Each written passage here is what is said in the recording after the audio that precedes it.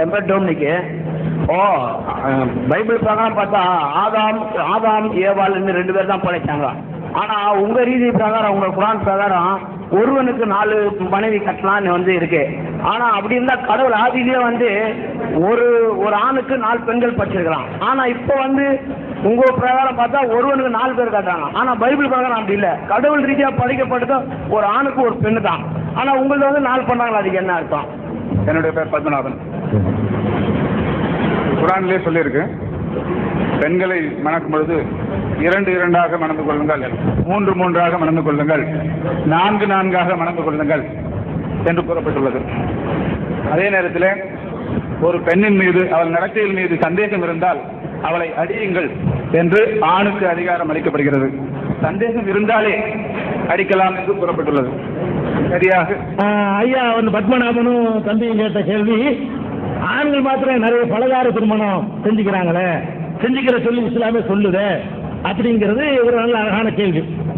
முதல் விஷயம், இந்த பலகார மனத்தை பற்றி புரிஞ்சுக்கிறதுக்காக உங்களுக்கு சொல்றேன்.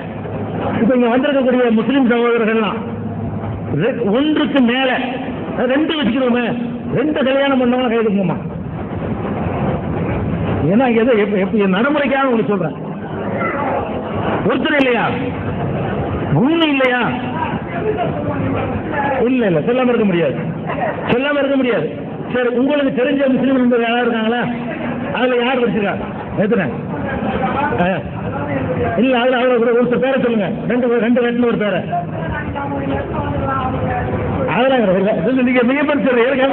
இப்ப உங்க இடத்துல இருந்து எப்படியும் ஒருத்தர் 2 பேர் அவங்கள கேட்டு சொல்ல. எனக்கு தெரிஞ்சவங்க நான் இப்ப சொன்னேன், அவங்களுக்கு பிரஸ்டேஜ் பாதிக்கப்படலாம். நம்பிக்கை, அதாவது நம்பிக்கை தான் வாழ்க்கை. இதுல இந்த சபையில அப்படி இல்லை. அதுதான் 1 2 இருக்கலாம், விட்டுருங்க. அதாவது இதுல ஒருத்தர் மண்ணலங்கட்டு விட்டு போய் பதில முடிக்கலன்னா முதல்ல அவங்க எடுப்புக்காக கேட்கிறேன். இதுல என்னன்னு கேட்டா, இஸ்லாம் ஒவ்வொரு முஸ்லீமும் கம்பல்சரியாக 2 கல்யாணம் பண்ணணும், 3 பண்ணணும், 4 பண்ணணும் உத்தரவு ஒன்றும் போடல. அனுமதிச்சிருக்கு, 4 வரைக்கும் அனுமதிச்சிருக்கு. மறுக்கவே கிடையாது. இஸ்லாம் அனுமதிச்சிருக்கு. ஏன்னு கேளுங்க, அனுமதிச்சிருக்கு. அந்த அனுமதியை வழங்குறதுக்கு முன்னாடி நான் உங்கள்கிட்ட நெஞ்சத்துட்டு உங்கள்கிட்ட கேட்கிறேன். அதாவது இதுல ஒவ்வொரு பல சாரார் இருப்பீங்க.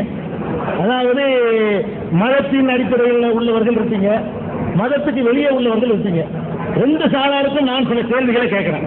என்ன கேள்வினா, மதத்தில் நம்பிக்கை உள்ளவர்கள்ட்ட கேட்கிறேன். அப்ப இந்து மத சகோதரர்கள், அந்த மதத்தில் பலகாரமான உண்டானா அந்த மதத்தின் சட்டப்படி பலகாரமான உண்டு. என்ன கிருஷ்ண பரமாத்மாம்போ அவருக்கு என்ன மதத்துக்கு நம்பிக்கை இல்லாதவங்களுக்கு வேற கேள்வி இருக்கு. நான் உங்களுக்கு கேட்கிற கேள்வி அது இஸ்லாம் தான் என்ன சொல்லிங்கிற மாதிரி சொல்றாங்க. அதுக்கு சொல்ல வர்றேன். அப்ப மாமா ருக்குமணி, முருகன் கடவுள்னு சொன்னா வள்ளி தெய்வானை, ராமர் ஏகதத்தினர் நம்ம சொல்லிக்கிறோம். அந்த சகோதரர்கள் இந்து மதத்தை நான் இது விமர்சிக்கிறேன்னு நினைச்சிக்க கூடாது. அது எதுக்கு சொல்றேன்னு கேட்டா, எல்லாத்துலயும் அந்த இது இருந்துச்சு. ஆனா இஸ்லாம் என்ன சொல்றதுங்க 2வது நான் வர்றேன். அது போக முருகன் சொன்னா ஒரு வள்ளி தெய்வானை, அது மாதிரி ராமனுடைய தகப்பனாருக்கு தசரத மகாராஜாவுக்கு 60,000 மனைவி எழுதி வச்சிருக்காங்க. எவ்வளவு உண்மை நமக்கு தெரியாது. ராமர் தான் ஒரே உதாரணம், ராமர் மட்டும் தான் காட்டுறாங்க. ஒரு மனைவி சட்டத்தில் எங்கேயாவது இருக்குதா? அந்த மகனுடைய சட்டங்கள் ஏதாவது இருக்குதான்னா சட்டத்துல கிடையாது. அதை நீங்க விளங்கிக்கணும். அடுத்தது கிறிஸ்துவ மதத்தை எடுத்துக்கிறீங்க. ஆபிரகாமுக்கு 2 பைபிள் சொல்லுது. இது ஒரு பாயிண்ட்ங்க. அடுத்தது அன்பு சகோதரர்களை வாங்க, மதத்தையே விட்டுருவோம். அடுத்ததுங்க, இப்ப நான் கேட்கிறேன், நம்ம நாட்டில் முஸ்லீம்களை தவிர இதே அனுமதிச்சுங்கிற காரணத்தை உங்களுக்கு சொல்றேன். 2வது நான் சொல்றேன், முஸ்லீம்களை தவிர நம்ம இந்தியாவுக்கு வந்துருவோம். இந்தியாவில் முஸ்லீம்களை தவிர வேற யாரும் 2வது கல்யாணம் பண்ணக்கூடாது. ஓகேயா? இது சட்டம். அரசு வேலையில் இருக்கிற ஒருத்தர் பண்ணு சொன்னா அவருடைய வேலை போயிடும். ஒரு போலீஸுக்காரர் 2வது கல்யாணம் பண்ணார்னா அவருடைய வேலை போயிடும். முஸ்லீம் அல்லாத ஒரு கிறிஸ்தவரோ அல்லது ஒரு நாத்திகரோ அல்லது ஒரு இந்துவோ ஒரு சீக்கியரோ வேற எந்த மதத்துக்காரோ அவர் பண்ணக்கூடாது. சட்டப்படி குற்றம், ஜெயிலில் போடுற அளவு குற்றம். இது ஓகே, எல்லாரும் ஒத்துக்கிறீங்களா? ஆனா இன்றைக்கு நம்ம நாட்டில் கல்யாணம் பண்ணுவதுதான் தடையை தவிர கல்யாணம் பண்ணாமல் அன்னதீசியராக வைத்துக் கொள்வது நாட்டில் சட்டப்படி தப்பா? கண்டிப்பா கிடையாது. நம்ம நாட்டுல சட்டப்படி தப்பே கிடையாது. நம்ம நாட்டுல என்ன செய்யலாம்னு கேட்டா, அதாவது 2வது மேரேஜ் பண்ண வேண்டாம் விட்டுருவோம். சரி, ஒரு பெண்ணை கல்யாணம் பண்ணாம ஒருத்தி சின்ன வீடாக வைத்துக் கொள்றான்ல, அதுவும் தப்பு தானே. கல்யாணம் பண்றதை விட பெரிய தப்பு. கல்யாணம் பண்ணனாலாவது அவன் அவளுக்கு ஒரு உரிமையை கொடுத்துறான், மனைவிங்கிற ஒரு அந்தஸ்தை கொடுத்துறான். அவள் மூலமா உருவாகக்கூடிய சந்ததிக்கு வாரிசுங்கிற ஒரு உரிமையை கொடுத்துக்கிறான். சின்ன வீடாக வைத்துக் கொண்டானால் அவளுக்கு மனைவிங்கிற ஒரு அந்தஸ்து கிடையாது. இப்ப நான் பேசின பெரிய பெரிய இடத்துல இருந்து அன்பு சகோதரர் நான் சொல்றதுனால கட்சிக்காரங்க யாராவது நீங்க புண்படக்கூடாது, புரியுவதற்கு நான் சொல்லத்தான் வேண்டியிருக்கு. நான் விமர்சிக்கிறதுக்காக சொல்லல. ராம்விலாஸ் பாஸ்வான் உங்களுக்கு தான் தெரியுமா? அவர் ஒரு பெரிய எம்பி. ராம்விலாஸ் கட்சியினுடைய அகில இந்திய தலைவர்.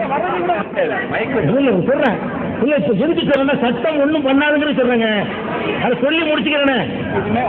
ராம்விலாஸ் பாஸ்வான் 2 மனைவியோட இருக்காரு. ஆனா அவர் எம்பியாவும் இருக்காரு. இந்த சட்டம் அவர் என்ன பண்ணுச்சு? பண்ணல. ஏன் பண்ணலன்னு கேட்டா, ஒண்ணு தான் அந்த அம்மி மிதித்து அருந்ததி பார்த்து அந்த முறைப்படி நடந்த திருமணம். அந்த மாதிரி தான் இன்னொன்னு பண்ணக்கூடாது. அதுல பாருங்க, பல நீதிமன்றங்கள்ல பல வழக்குகள் வருது.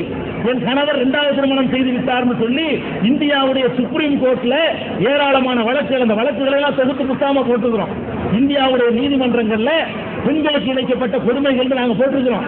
ஒரு பெண்ணு, நல்லா கவனிங்க, ஒரு பெண்ணு கோர்ட்ல வழக்கு தொடர்றாங்க. முஸ்லிம் அல்லாத பெண்ணு, என் கணவர் 2வது கல்யாணம் பண்ணிவிட்டார். நீதிமன்றம் வழக்கை விசாரிச்சு என்ன சொல்லுதுன்னா, உன் கணவர் 2வது கல்யாணம் பண்ணாருங்கிற அந்த கல்யாணத்துல அம்மி மிதிக்கல, அதனால அது கல்யாணம் இல்லை, அவர் சட்டத்தை மீறவில்லை. கவனிச்சுக்கிட்டீங்களா? அதான் அம்மி மிதிச்சு அந்த சில காரியங்கள்லாம் இருக்குது. அந்த சடங்குகள்லாம் செய்து கல்யாணம் தான் 2 பண்ணக்கூடாது. அது இல்லாம 2 பண்ணி கொண்டால் எந்த குற்றமும் இல்லை என்று இந்தியாவுடைய சுப்ரீம் கோர்ட் தீர்ப்பளித்து, அப்படி அளிக்கப்பட்ட 40 தீர்ப்புகளை புத்தகமாக நாங்கள் வெளியிட்டிருக்கிறோம். அது வேணுங்கிற ஆளுக்கு இங்க போகும்போது நான் ஃப்ரீயா தரேன், வாங்கிக்கிறேங்க. சுப்ரீம் என்ன கோர்ட் சொல்ல தெரியுமா? பச்சிக்கிறது தப்பு இல்லை, ஒரு சில சடங்குகளை விட்டுட்டு கல்யாணம் பண்றது தப்பு இல்லை. அதே முறையில பண்ணிருக்கிறாராம். ஐயரை வச்சு மந்திரம் சொல்லி அருந்ததி பார்த்து கல்யாணம் பண்ணிடாத, ஏதாவது ஒரு சடங்கை விட்டுட்டு 2வது கல்யாணம் பண்ணு, அது கல்யாணம் இல்லை, அது செல்லும், அது குற்றம் இல்லை அப்படின்னு சொல்லி நம்ம நாட்டினுடைய சுப்ரீம் கோர்ட், கல்கத்தாவுடைய ஹைகோர்ட், சென்னையுடைய ஹைகோர்ட், பெங்களூருடைய ஹைகோர்ட்லாம் தீர்ப்பு வழங்கி இருக்குது. அப்ப அதனாலதான் இப்ப ராம்விலாஸ் பாஸ்வான் அவர்களுக்கு 2 மனைவியாக இருந்தும் அவர் எம்பியாக இருக்க முடிகிறது. நம்ம தமிழக முதலமைச்சர் 2 மனைவியோட இருந்து கொண்டு முதல்வராக இருக்க முஸ்லீம், அவர் முஸ்லீம் அல்ல, 2 மனைவியோட இருந்து முதல்வராக இருக்க முடியுது. சட்டம் அப்படி இல்லை. அது எதுக்கு நான் சொல்ல வர்றேன்னு கேட்டா, இன்றைக்கு பலதார மனம் வேண்டாம், ஓகே வேண்டாம் வேண்டாம்னு சொன்னா எதுக்கு வேண்டாம்ங்கிறோம்? ஒரு பெண்ணு இருக்கும்போது இன்னொரு திட்டம் போறாங்கிறது தான் வேண்டாம், அடிப்படை அதுதான். அதே காரியத்தை வேற வழியில் செய்வதை அனுமதிக்கிறோமா இல்லையா? தடுக்க முடிஞ்சா, யாராலையும் தடுக்க முடிஞ்சா? அப்படியே நல்லா விளைவிக்கிறோன்னு இஸ்லாம் என்ன சொல்லுதுன்னா, கல்யாணம் கண்டிப்பா பண்ணுன்னு சொல்லல. நீ தனி மனைவியோட ஒழுங்கா வாழ முடிஞ்சு வாழ்ந்துட்டு போ, ஒரு மனைவியோட வாழ்ந்துட்டு போ. நீ விபச்சாரம் தான் பண்ணுவேன் என்ற நிலைமைக்கு தள்ளப்பட்டால், சின்ன வீடுதான் வைப்பேன் என்ற நிலைமைக்கு நீ ஆளானால், அவளுக்கு மனைவி என்ற சட்டப்பூர்வமான அங்கீகாரத்தை கொடுத்து பண்ணு. எல்லாம் என்ன சொல்லுதுன்னு கேட்டா, சின்ன வீடா வச்சு அவளுக்கு வாரிசு இல்லாம ஆக்கிறாத, அவளுக்கு பிறக்கிற குழந்தையே பிள்ளை இல்லைன்னு சொல்லிவிடாத. உனக்கு ஒரு மனைவியோட வாழ்ந்தால் குற்றம் இஸ்லாம் சொல்லல. ஏண்டா 2 மனைவி கட்டலன்னு இஸ்லாம் கேட்கவும் செய்யாது. இவன் சின்ன வீடு வைக்கக்கூடியவனாக மனோநிலையில இருக்கிறான். எந்த அளவுக்கு ஒரு பழமொழி வர சொல்லிக்கிறாங்க. எப்படி பழமொழி? கிளி மாதிரி பொண்டாட்டி இருந்தாலும் குரங்கு மாதிரி ஒரு அப்பாட்டி வேணுமா, அப்படிலாம் பழமொழி உண்டாக்கி வச்சுக்கிறான் இவன். இது நல்ல பழமொழி இல்ல.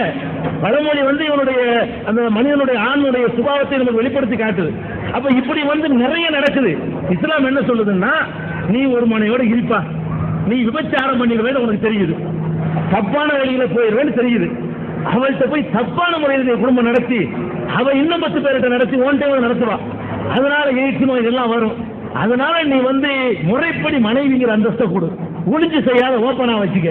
அதுக்கு பிறகு மனைவி மக்கள் அந்தஸ்தை கொடு. இல்லையா உன்னோட வாழ்ந்துட்டு போ. இப்ப யாரும் அதை தடுக்க முடியலைங்க.